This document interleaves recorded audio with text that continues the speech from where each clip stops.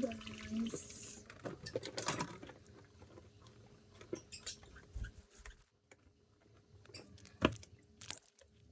Hugas-hugas. May ibon na sangay. Mga gamit natin sa lotot-lotot. At yung pagloloto. Magpansin din ang lababo kasi guys, luma na talaga to. Ito nang gawin natin. Tapos dito ay luma. So, ilang years naman na kami dito nakatira. 20 years na. So, wala nang palit-palit ang lababo natin. Walang palit-palit ang lababo guys. Madali. Hindi siya madali. Maitim na lang. Mainit na talaga siyang kuskusin. Ganyan din ba ang lababo nyo guys?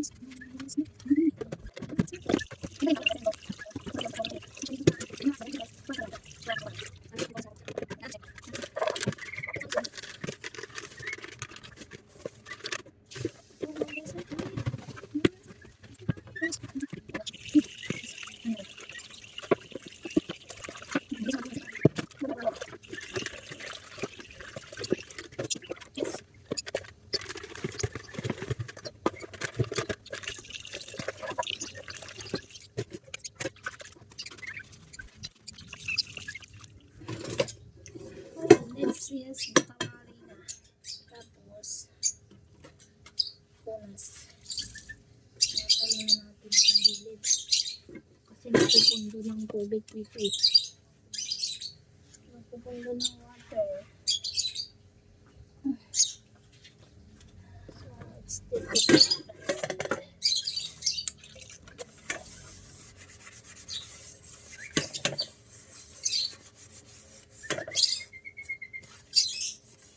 Sekreto para guys, ang sekreto para hindi matanggal yung tiplon ng kawali natin, no, basta may tiplon guys, huwag nyong babaran ng tubig na mainit pa yung kawali, no.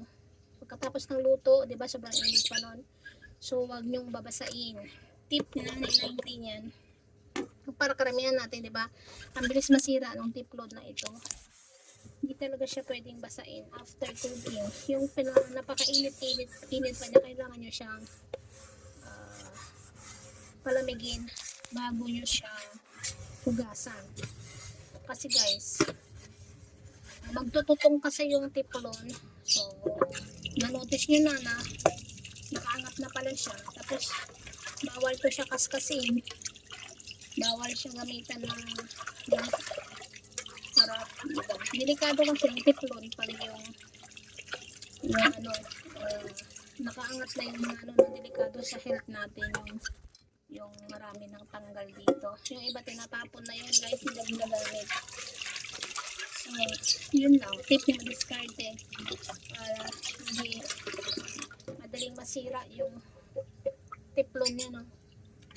O katulad nito guys, itong kawali na ito ay may tiplon talaga to. Tiplon talaga yan. So, ang ginawa ko guys ay tinanggal ko na to lahat para wala na, malinis na. Tinanggal ko yung tiplon. Kasi sayang yung kawali guys, ang kapal, oh. Binigay lang to ng kaibigan ko, itatapon na. So, nung binigay to sa akin, nakaangat na yung mga tiplon. So, ang ginawa ko, sinand ko ba? Anong tawag doon? Sandpaper. Yung mga itim na to guys, ay galing na to sa luto, no? Yung mga natututungan na tayo ng luto, hindi na matanggal.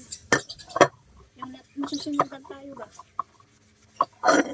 Alas nung shiny pa, nung ginamit ko to, wala na talagang mga tiklon yan. So ito ay galing na to sa sa napapabayaan nating pagluluto. Yung itim-itim na yan. Kailangan yan kuskusin ng sandpaper. Kaya yung bagas pang steel wall. Kaya lang it takes time, lalo-lalo na kung nagmamadali tayo sa pagbubugas, no? Mapapaputi ko pa to eh. Kaya lang, andun yung katamaran. Katamaran na. Punta tayo sa tabing dagat. Maraming buhangin. Yan ang pagkuskus natin. Ganda ng kawali nito. Mabigat. Super bigat niya. Oh. Kaya sayang. Kaya gawa natin pa. Ay sa itapon ng iba. Katulad nito. Tatapon na ito. Tingnan ko lang guys. Alam mo naman alam niyo naman guys, namumulot tayo ng mga bagay-bagay na pwede pang gamitin. Oh, diba? Sayang ito. Kapal-kapal na. Kapal-kapal pa nito. Kailangan pa natin.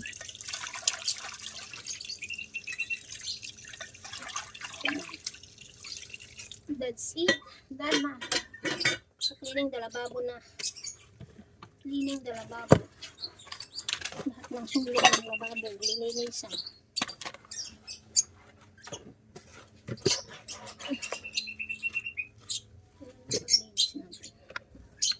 Gumagamit tayo ng violet. Kasi madami talaga tayong alaga dito. Kahit anong gawin natin linis guys. Kahit anong gawin natin linis dito. Lagi na lang.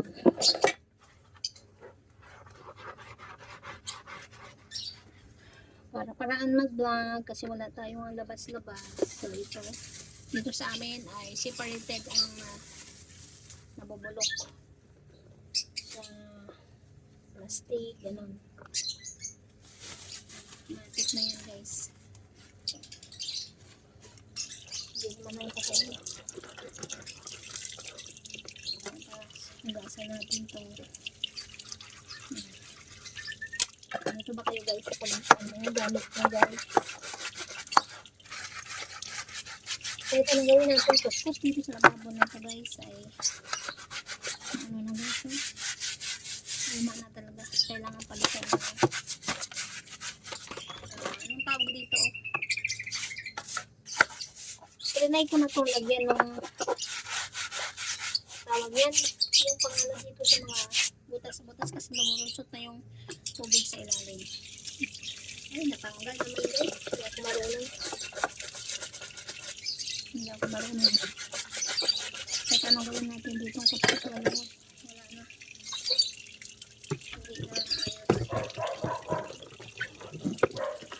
Hindi na talaga malinis.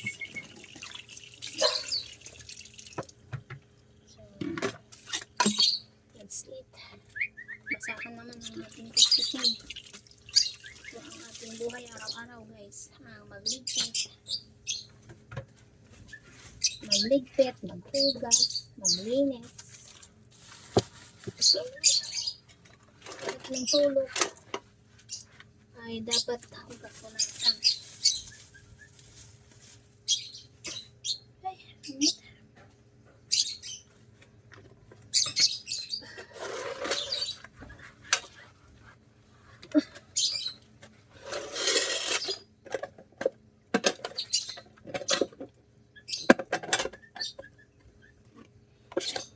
Talaga si pulot.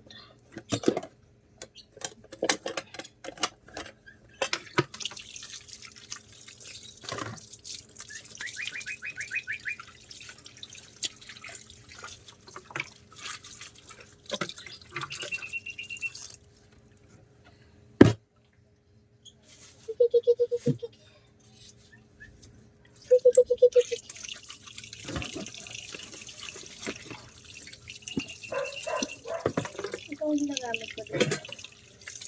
Mababad natin. Hindi ko na yung ginagamit ko dito. Pandagan ko yan sa pandagan ko yan dito sa ano sa bukas nito kasi naangat ng daga galing sa kanan. So ganyan lang yan. So ibabad muna natin tong basahan. Mamaya na kusutin. Lasan natin to ng tuyo. Ito naman si tuyo. Malinis tingnan guys. Hindi ko ito tinagkan pa na naman. Di siya tuyo.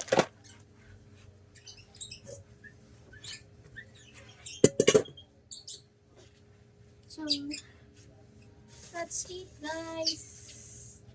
That's it. Clean na ang lababo natin. Mag-iis naman tayo ng bahay. Ang routine nila diskarte. So, ito na ang ating lababo. Mamaya na natin yan.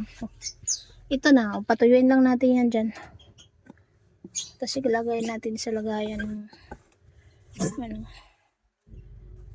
Natulo to eh. Kaya lang na ano. Sana yung ano ko. Mainit na yung aking phone. Naglalag na. So, ayan. Okay na tayo sa aking hugasin. Next step naman ay walis. Bye bye!